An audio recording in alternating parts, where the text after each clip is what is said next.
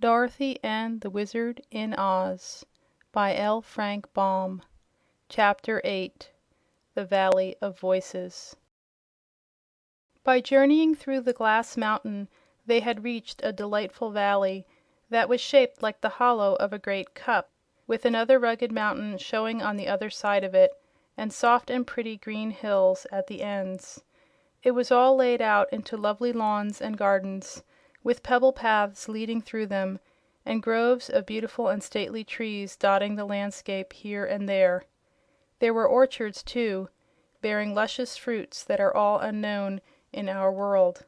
Alluring brooks of crystal water flowed sparkling between their flower-strewn banks, while scattered over the valley were dozens of the quaintest and most picturesque cottages our travelers had ever beheld. None of them were in clusters, such as villages or towns, but each had ample grounds of its own, with orchards and gardens surrounding it. As the new arrivals gazed upon this exquisite scene, they were enraptured by its beauties and the fragrance that permeated the soft air, which they breathed so gratefully after the confined atmosphere of the tunnel. Several minutes were consumed in silent admiration before they noticed two very singular and unusual facts about this valley. One was that it was lighted from some unseen source, for no sun or moon was in the arched blue sky, although every object was flooded with a clear and perfect light. The second and even more singular fact was the absence of any inhabitant of this splendid place. From their elevated position they could overlook the entire valley, but not a single moving object could they see. All appeared mysteriously deserted. The mountain on this side was not glass, but made of a stone similar to granite. With some difficulty and danger Jim drew the buggy over the loose rocks until he reached the green lawns below, where the paths and orchards and gardens began. The nearest cottage was still some distance away. "Isn't it fine?" cried Dorothy in a joyous voice, as she sprang out of the buggy and let Eureka run frolicking over the velvety grass. "Yes, indeed," answered Zeb. "We were lucky to get away from those dreadful vegetable people." "It wouldn't be so bad," remarked the Wizard, gazing around him, "if we were obliged to live here always. We couldn't find a prettier place, I'm sure." He took the piglets from his pocket and let them run on the grass, and Jim tasted a mouthful of the green blades and declared he was very contented in his new surroundings. "We can't walk in the air here, though," called Eureka, who had tried it and failed; but the others were satisfied to walk on the ground, and the Wizard said they must be nearer the surface of the earth than they had been in the Mangaboo country, for everything was more homelike and natural. "But where are the people?" asked Dorothy. The little man shook his bald head. "Can't imagine, my dear," he replied. They heard the sudden twittering of a bird, but could not find the creature anywhere. Slowly they walked along the path toward the nearest cottage, the piglets racing and gamboling beside them, and Jim pausing at every step for another mouthful of grass. Presently they came to a low plant which had broad, spreading leaves, in the center of which grew a single fruit about as large as a peach. The fruit was so daintily colored and so fragrant and looked so appetizing and delicious that Dorothy stopped and exclaimed: "What is it, do you suppose?" The piglets had smelled the fruit quickly, and before the girl could reach out her hand to pluck it every one of the 9 tiny ones had rushed in and commenced to devour it with great eagerness. "It's good, anyway," said Zeb, "or those little rascals wouldn't have gobbled it up so greedily." "Where are they?" asked Dorothy in astonishment. They all looked around, but the piglets had disappeared. "Dear me!" cried the Wizard. "They must have run away. But I didn't see them go, did you?" "No," replied the boy and the girl together. "Here, piggy, piggy, piggy!" called their master anxiously. Several squeals and grunts were instantly heard at his feet, but the Wizard could not discover a single piglet. "Where are you?" he asked. "Why, right beside you," spoke a tiny voice. "Can't you see us?"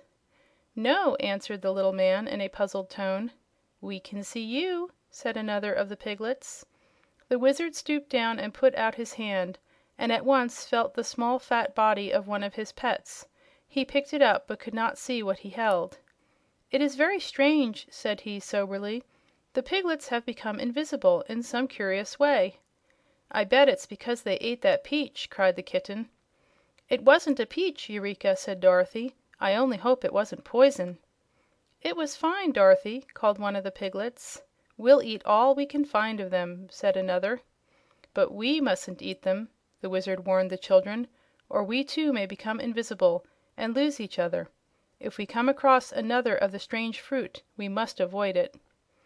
Calling the piglets to him, he picked them all up, one by one, and put them away in his pocket, for although he could not see them he could feel them, and when he had buttoned his coat he knew they were safe for the present. The travelers now resumed their walk toward the cottage, which they presently reached. It was a pretty place, with vines growing thickly over the broad front porch. The door stood open and a table was set in the front room, with 4 chairs drawn up to it. On the table were plates, knives and forks, and dishes of bread, meat and fruits.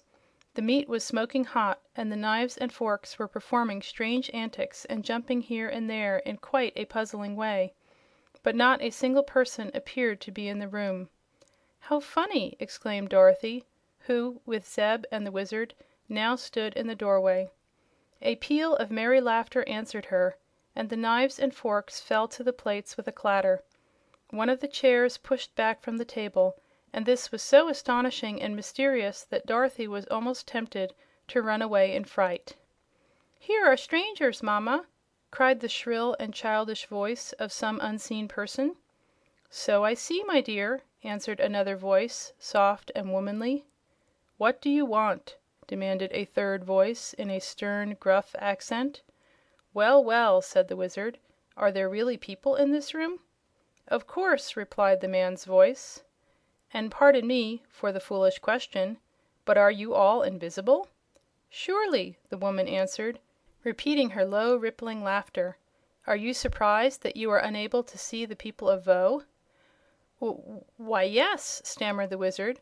"All the people I have ever met before were very plain to see." "Where do you come from, then?" asked the woman in a curious tone. "We belong upon the face of the earth," explained the Wizard. "But recently, during an earthquake, we fell down a crack and landed in the country of the Mangaboos." "Dreadful creatures!" exclaimed the woman's voice. "I've heard of them." "They walled us up in a mountain," continued the Wizard, "but we found there was a tunnel through to this side, so we came here. It is a beautiful place. What do you call it?" "It is the Valley of Voe."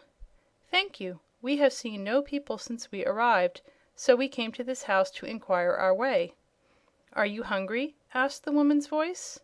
"I could eat something," said Dorothy. "So could I," added Zeb.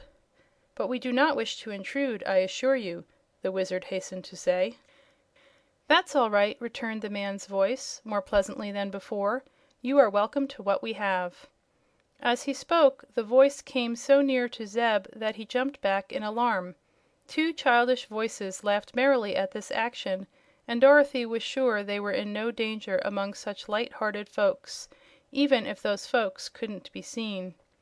"What curious animal is that which is eating the grass on my lawn?" inquired the man's voice.